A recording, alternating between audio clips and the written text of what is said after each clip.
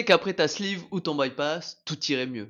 Un sentiment de légèreté, de liberté, que ton poids physique, mais aussi psychologique, allait s'envoler après cette opération. Mais malheureusement, peut-être qu'à l'heure d'aujourd'hui, tu sens plutôt un vide, un mal-être, une tristesse, et t'arrives pas forcément à mettre des mots dessus et tu te demandes qu'est-ce que c'est. Eh bien c'est peut-être que tu vis une dépression post-chirurgie bariatrique et je t'explique tout ça dans cette vidéo. Donc si tu me connais pas encore, moi je m'appelle Hugo, je suis diététicien et enseignant en activité physique adaptée et j'accompagne au quotidien les femmes à réussir leur opération sur le long terme, c'est-à-dire sortir définitivement de l'obésité avec trois grands piliers, le pilier alimentation, le pilier activité physique et le pilier santé psychologique, santé mentale, et c'est ce qu'on va parler dans cette vidéo. Donc je vais te parler, de par mon expérience, des 4 grands facteurs qui peuvent impacter ta santé mentale après cette opération. Le premier facteur, c'est le changement. Et oui, quand tu fais une sleeve ou un bypass, il y a quand même des changements importants dans ta vie. Le premier et le plus notable, c'est celui de l'alimentation, notamment sur les premières semaines avec le régime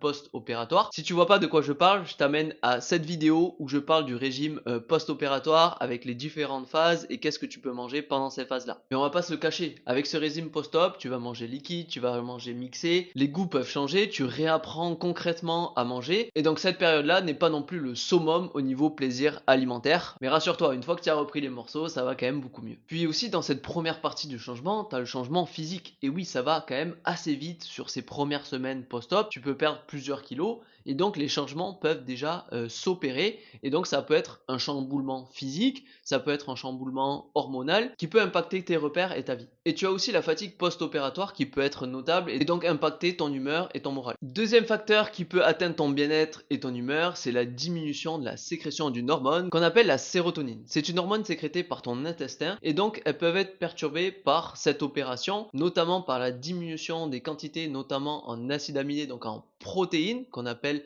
le tryptophane, qui est le précurseur de la sécrétion de cette hormone, la sérotonine. Donc après l'opération, on le sait, ton volume alimentaire est réduit, c'est le but. Tes apports sont aussi réduits, que ce soit en glucides, en acides gras, mais aussi en protéines, et notamment ce fameux tryptophane qui peut impacter cette sécrétion de sérotonine. Et donc ton équilibre hormonal, et notamment la sécrétion des hormones du bien-être qui sont la sérotonine, la dopamine. Et donc il va falloir être vigilant à tes apports alimentaires, notamment en protéines, mais il va falloir la stimuler aussi autrement, parce qu'on peut la stimuler par d'autres facteurs, je t'explique tout ça en fin de vidéo. Le troisième facteur, et qui est pour moi aussi important, c'est l'entourage. Et oui, peut-être qu'après cette opération, tu te sens seul. Malgré que tu sois bien entouré, ces personnes ne comprennent pas vraiment ta situation. Ils ne connaissent pas l'opération, ils ne connaissent pas forcément les changements qui s'opèrent après cette opération. Et donc même s'ils ne sont pas contre l'opération et ils sentent que c'est la bonne chose pour toi, tu peux quand même te sentir seul et incompris. Et donc généralement pendant cette phase-là, tu as envie que ton compagnon, ta compagne soit un peu plus présent, soit aidant pour toi, que ce soit dans la préparation de repas, que ce soit pour t'attendre parce que tu mets plus de temps que les autres pour finir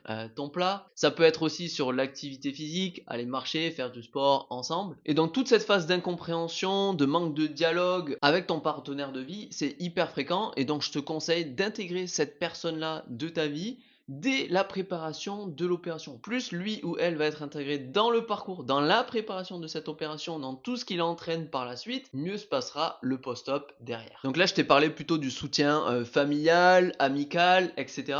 Mais tu as aussi le soutien professionnel. Et souvent, dans les hôpitaux, dans les cliniques, tu les vois tous les 3 mois, tous les 6 mois. Et donc c'est pas suffisant. En tout cas, je le remarque au quotidien. Moi, je travaille dans une clinique à la base spécialisée de l'obésité et de la chirurgie bariatrique. Et quand je voyais les personnes tous les 6 mois, il se passait beaucoup de choses, beaucoup de changements auxquels vous n'avez pas eu réponse, auxquels vous avez eu des inquiétudes, des problématiques. Et donc quand on se sent seul avec ces questions, généralement on répète les schémas qu'on connaît du passé, qui sont les mauvais, c'est-à-dire le contrôle, la frustration, les régimes. Et donc à chaque rendez-vous, on repartait un petit peu à zéro. Et donc c'est pour ça que j'ai créé l'accompagnement Equiom pour répondre à ce besoin, améliorer le suivi et donc aussi améliorer les résultats. Quatrième et dernier facteur, et tu te doutes bien, c'est lorsque la stabilisation du poids arrive, palier, appelle-le comme tu veux, mais je vois beaucoup beaucoup trop de personnes perdre pied, perdre le moral lorsqu'arrive cette première phase de stabilisation. Et oui, parce que si tu es pas préparé, eh ben dans les premières semaines, les premiers mois, tu vas perdre de manière assez régulière avec une perte de poids importante. À chaque fois que tu montes sur la balance, le poids est descendu. C'est satisfaisant, c'est gratifiant, tu te sens de mieux en mieux. Et donc toute cette sphère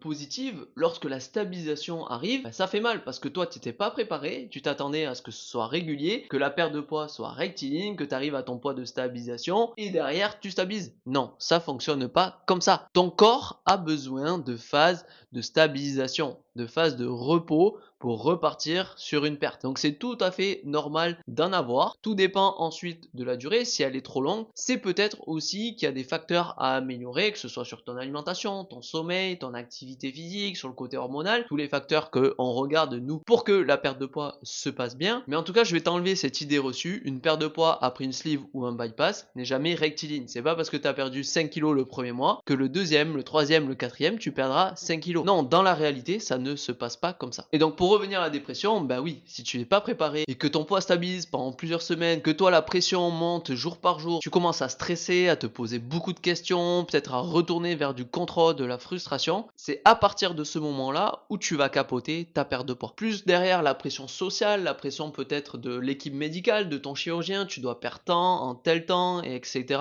Bah crois-moi que ce rythme régulier de perte que tu as dans ta tête ou ce poids que tu t'es fixé va être vraiment autodestructeur. Et donc le but de cette vidéo, c'est quand même te donner des astuces, des conseils de comment se sortir de cette phase-là. Mon premier conseil, c'est déjà d'aller chercher du soutien. Du soutien de tes proches, de ta compagne, de ton compagnon, de lui expliquer la situation que tu traverses, d'accepter toi aussi que tu n'es pas bien à ce moment-là. Et oui, tu as le droit d'être pas bien après une opération, tu as le droit d'être pas bien après une perte de poids et donc de demander de l'aide. Je sais que c'est pas facile pour toi, mais il faut que tu le fasses si tu en as besoin. Et donc ça peut venir aussi, et même ce que je te conseille c'est de combiner les deux, c'est aussi de demander de l'aide à des professionnels qui connaissent le sujet, qui sont compétents. Et c'est pour ça que moi je m'entoure des professionnels qui connaissent le sujet, parce qu'on sait ce que tu traverses. On sait les solutions qu'on va pouvoir t'apporter pour que tu sortes de cette phase-là. La deuxième chose importante pour sortir de là, c'est de jouer sur le système hormonal. On a vu précédemment qu'il était impacté, dopamine, sérotonine, et donc on va optimiser ton alimentation pour augmenter ces taux-là et te sentir mieux et éviter toute source de frustration et de contrôle dans ton alimentation. On travaille beaucoup sur ça dans l'accompagnement. Avoir une relation apaisée avec son alimentation, avoir des apports qui correspondent à tes besoins pour que tu retrouves l'énergie et un taux hormonal adapté aussi. Mais c'est pas le seul moyen d'augmenter la sérotonine, on va jouer aussi sur l'activité sportive. C'est un excellent moyen de te libérer cette charge mentale, mais aussi de sécréter cette hormone et aussi de prendre du temps pour toi. Je me bats au quotidien sur cette démarche-là. C'est hyper important de prendre du temps pour toi, pas forcément qu'avec le sport. Ça peut être du coloriage, prendre du temps pour toi chez le coiffeur, te faire une manicure, te faire masser. Mais en tout cas, si je te pose la question, qu'est-ce qui te fait du bien? Qu'est-ce que tu dois faire pour aller mieux? Tu dois avoir au moins une activité pour répondre à cette question-là. Troisième chose, te détacher du poids et surtout de cette balance. Donc espace le nombre de fois où tu montes sur la balance. Donc plus tu t'éloignes de cette opération, plus tu vas espacer. Et c'est pas choquant, et moi je le fais au quotidien. Une personne qui se pèse tous les jours a passé à 2 fois par semaine, passer une fois par semaine, toutes les 2 semaines, et à la fin de se peser une fois par mois. Largement suffisant pour voir ton évolution. Et le dernier facteur, c'est de te faire confiance et de t'aimer. Donc ça c'est un travail un peu plus profond de développement de confiance en soi, d'estime de soi. Ça vient petit à petit en te mettant dans des conditions favorables